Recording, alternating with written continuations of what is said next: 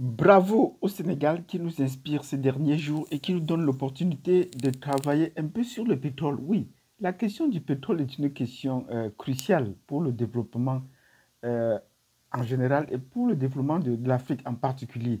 Mais pour le cas de l'Afrique, on parle généralement du pétrole toujours comme une malchance.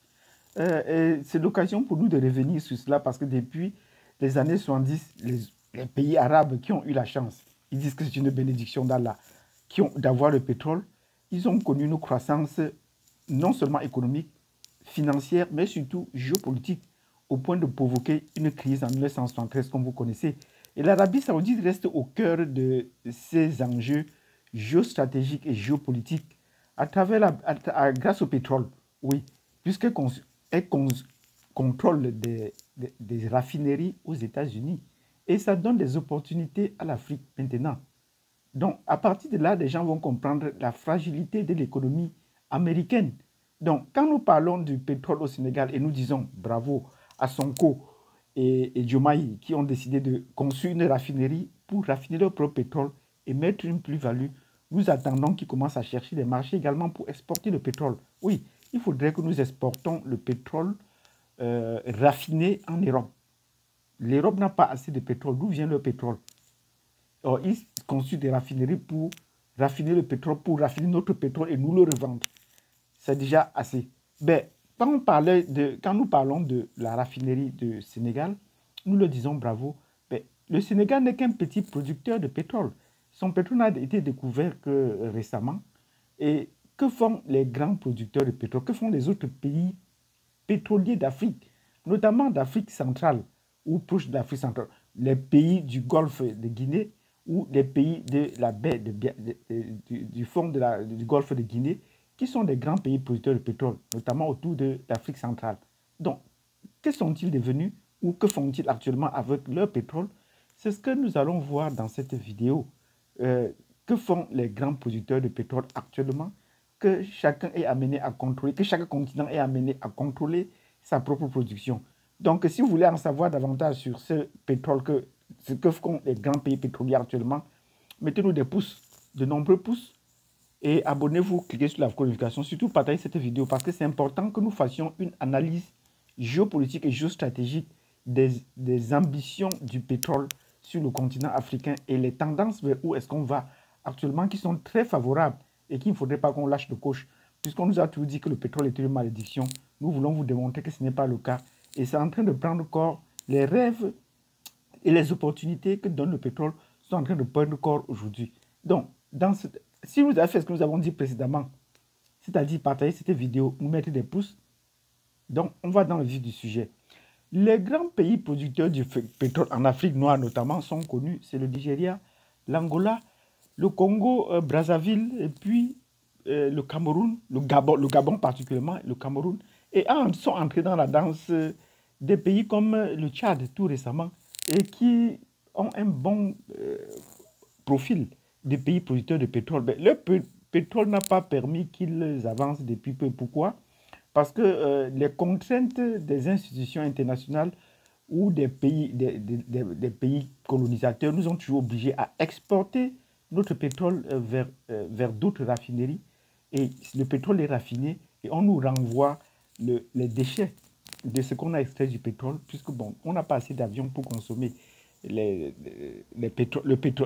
qualité du pétrole dont les avions utilisent. Ben, c'est un pétrole assez recherché si on parvient à le raffiner. Donc, il y a près de 7 produits qui peuvent être dégagés lorsqu'on raffine le pétrole. Donc, le pétrole que nous connaissons, ou peut-être les essences que nous connaissons pour la pollution des voitures ou des lampes tempêtes, c'est le dernier niveau de l'extraction du pétrole après raffinage.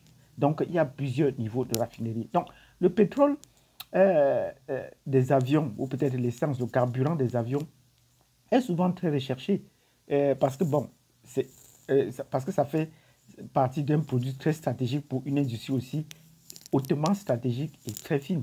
Donc, faire voler les avions, il faut un bon carburant et un carburant de bonne qualité. Que font donc les pays producteurs depuis peu?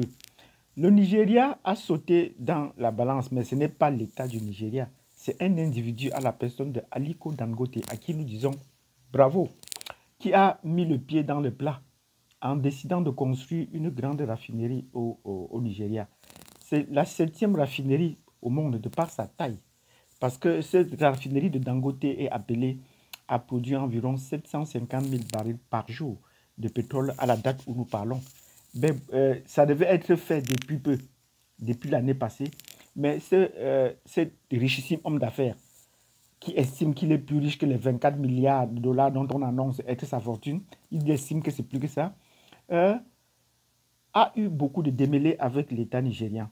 Ça a d'abord commencé pour construire son État parce qu'il a dépensé près de 100 millions pour pouvoir s'installer.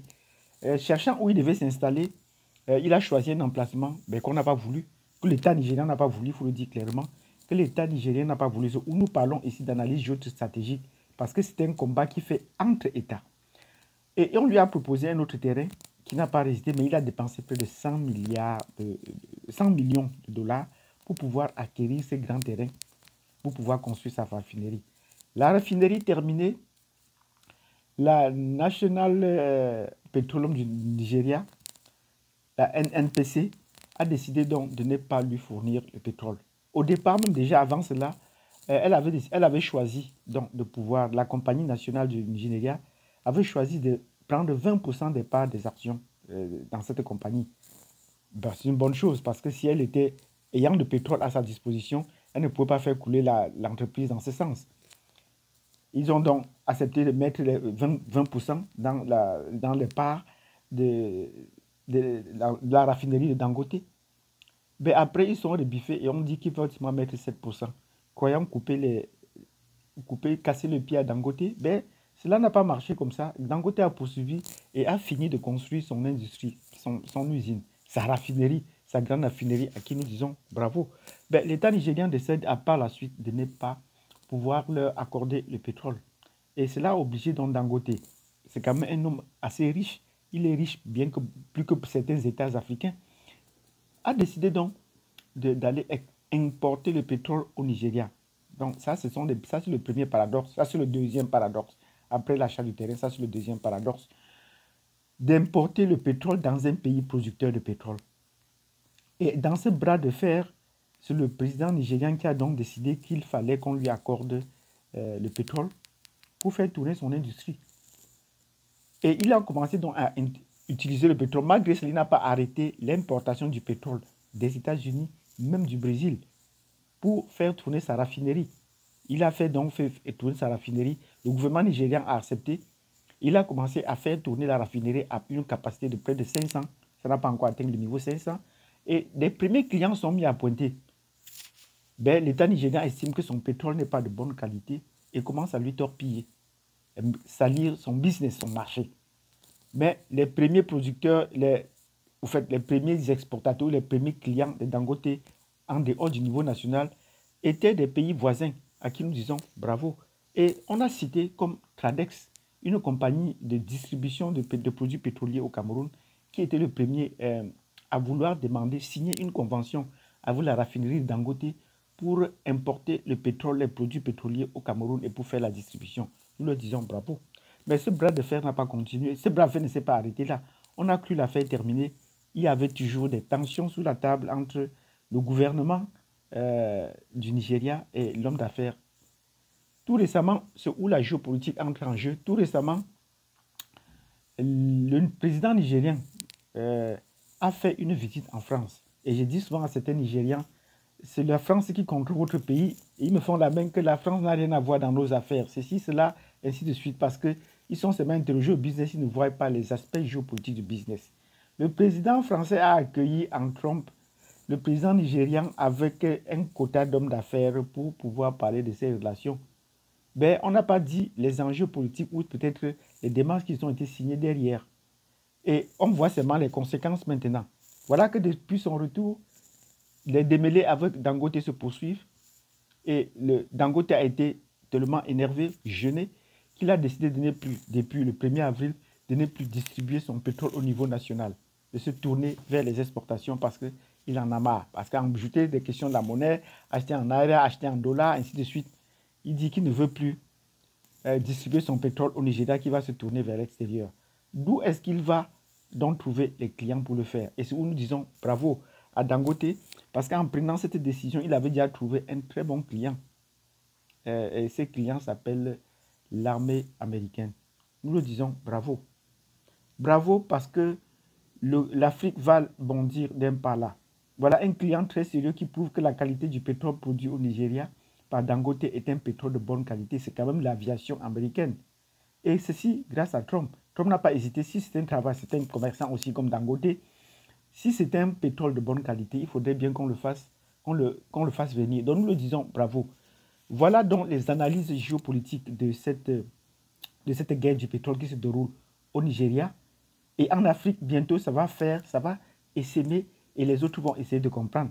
Parce que Dangote est sollicité, non pas seulement en Angola, qui cherche à construire une raffinerie pareille qui ne parvient pas depuis peu, mais également cité aussi en Ouganda, qui a de la peine à construire sa raffinerie ou à la finaliser. Donc, Dangote est sollicité un peu de partout pour son expertise dans la production de pétrole, mais là, il met les pieds dans les plats. Et est-ce que les Européens vont le laisser faire? On va utiliser le gouvernement nigérian pour le torturé. Donc, si vous avez apprécié cette vidéo dans laquelle nous avons fait une analyse géopolitique de la position du pétrole et les enjeux géostratégiques qui s'y cachent avec l'État nigérien et la France, toujours aux manœuvres, mettez-nous des pouces. Abonnez-vous, cliquez sur la cloche de notification. Nous allons revenir dans la suite sur cette vidéo pour montrer l'impact ou avec la nouvelle administration américaine, comment la France va lever son pied en Afrique parce qu'elle est déjà trop occupée avec les premiers Européens et comment c'est l'occasion pour l'Afrique de pouvoir se développer, de pouvoir étendre son commerce. Exporter le pétrole au Nigeria, ça a des enjeux plus qu'agricoles parce que nous faire exporter les produits agricoles, c'est petit business.